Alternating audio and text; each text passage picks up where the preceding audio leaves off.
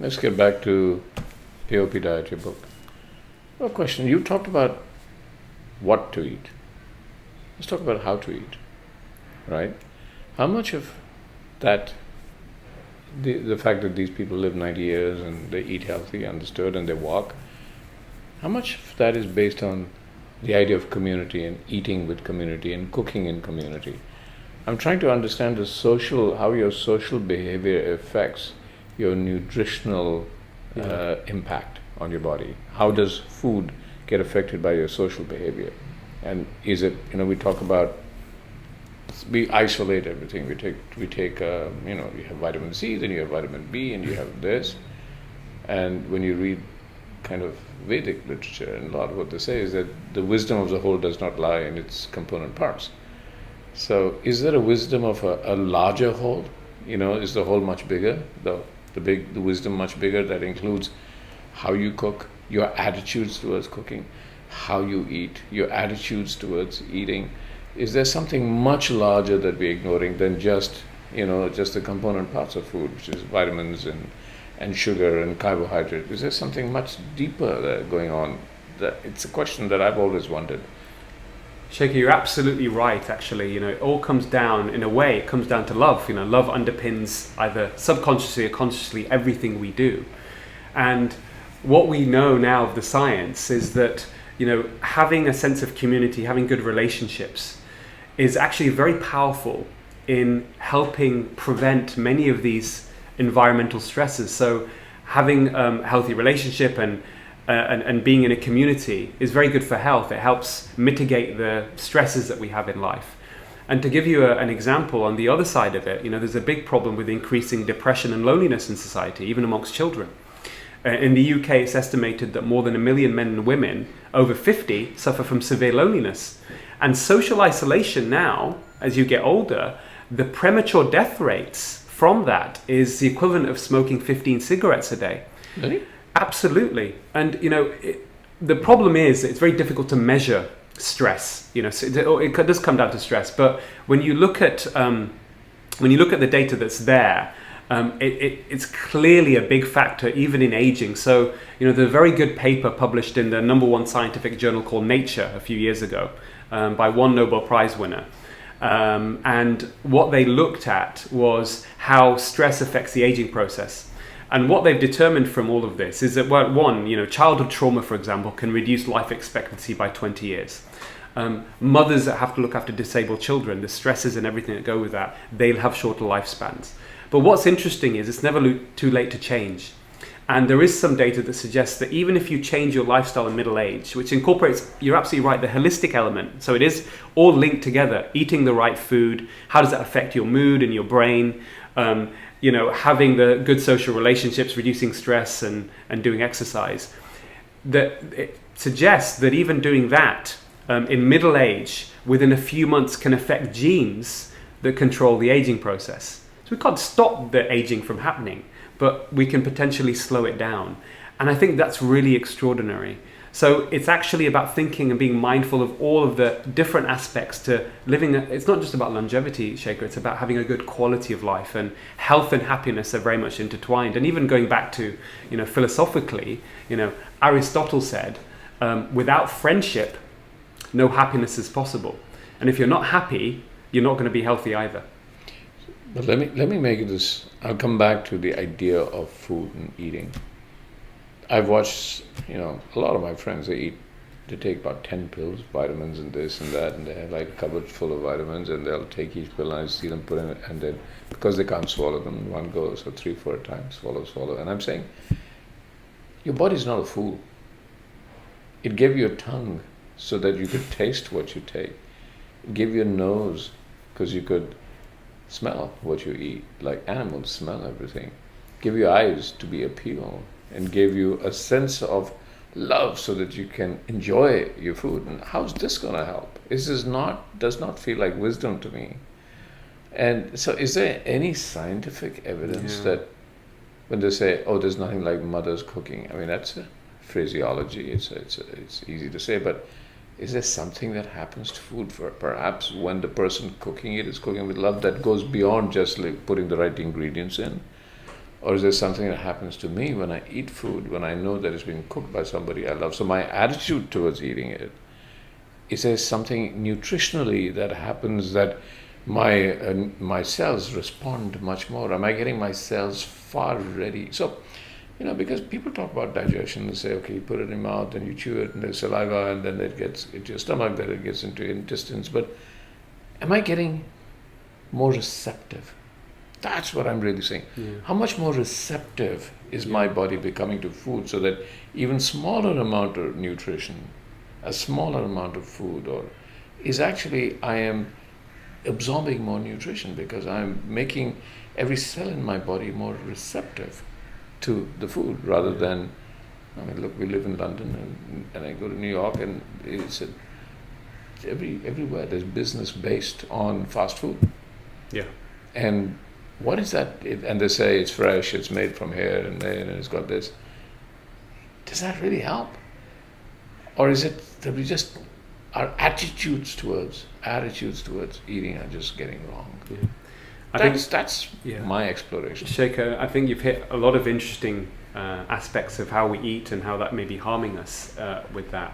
I think the first thing to say very briefly, people take all these supplements and pills and, essentially there's a huge market around that and people are taken in by the marketing. But the reality is that the science tells us that if you're having a reasonably good diet, unless you've got a very significant nutrition deficiency, these vitamin pills have no benefit. And I tell this to my patients. So I would say, why waste your time with it? And in fact, there is some data to suggest, big studies, that actually people who take more vitamins may adversely affect their health. They're more likely to die. So I would be very conscious of taking those vitamin pills, especially if you're eating a normal diet.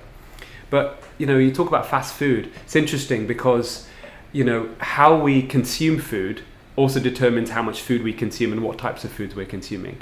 And the food industry have very effectively, as a business, managed to, they've used scientists to produce packaged foods, so-called fast foods, that actually make the food taste as best as it can. They call it the bliss point, when they add all the different ingredients together, including fat and sugar and salt.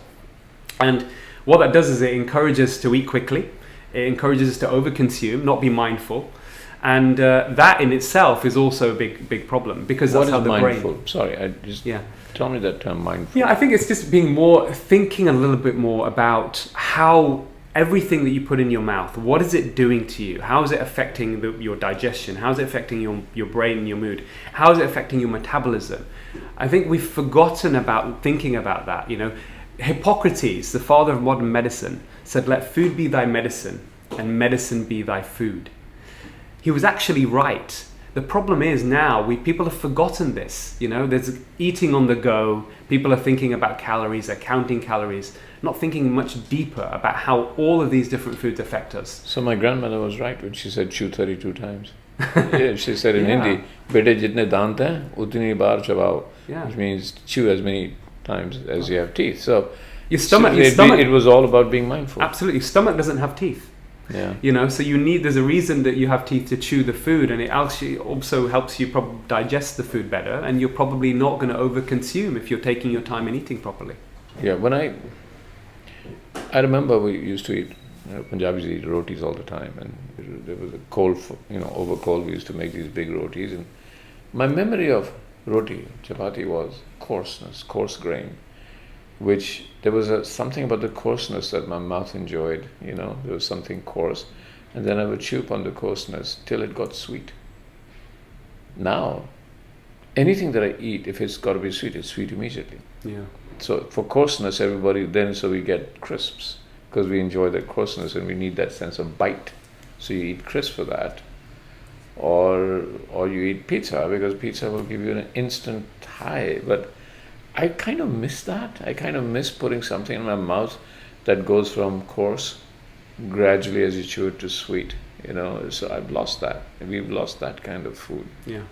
And I've actually become gluten intolerant. But funny enough, when I go back to Punjab and I eat rotis that are actually made in farms that were still kind of run more or less on organic methods, I can eat as much as I want. But when I come out here and I eat the flour here, I can't handle it anymore. Yeah. So what's going on? It's very interesting. Well, I think the different ingredients and the way that food is processed has changed the taste of the food and also the way it affects the body. And I think that's a big concern, especially in the modern day. Food has become much cheaper. In some ways, that's been a good thing over time.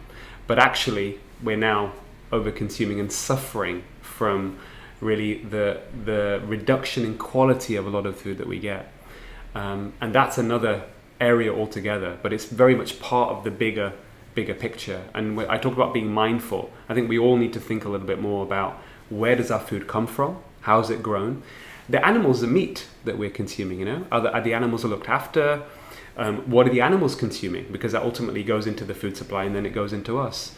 And people are becoming more aware of this now. But I think that if we're going to move forward in terms of a healthier population, then we have to be much more careful and think a little bit more and actually put more value, Shekhar. This is also about putting value to food. People have neglected food, it's something you eat and you get nutrients and, it keeps me going and energy. Your stomach and that's the end of it. But actually there's so much more to it. I mean, it's now estimated, according to the Lancet Global Burden of Disease reports, poor diet, not getting enough whole fruit and vegetables or omega-3 fatty acids and fiber and all that kind of thing. Poor diet contributes now to more disease and death globally than physical inactivity, smoking and alcohol combined, really? Shekhar.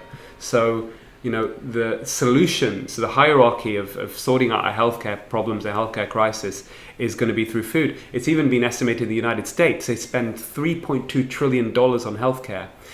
One researcher in America called Robert Lustig has estimated that collective changes in diet in America could potentially save 1.8 trillion US dollars. That's pretty extraordinary. A lot of these diseases, the most important factor driving them is poor diet. So, would you co-write a book with me on love and food? I'd be honored to co-write a book with really, you. Seriously, Shekhar. I think that we all need to think a little more holistically and stop this. I've actually in my office said that I'm not having working lunches anymore.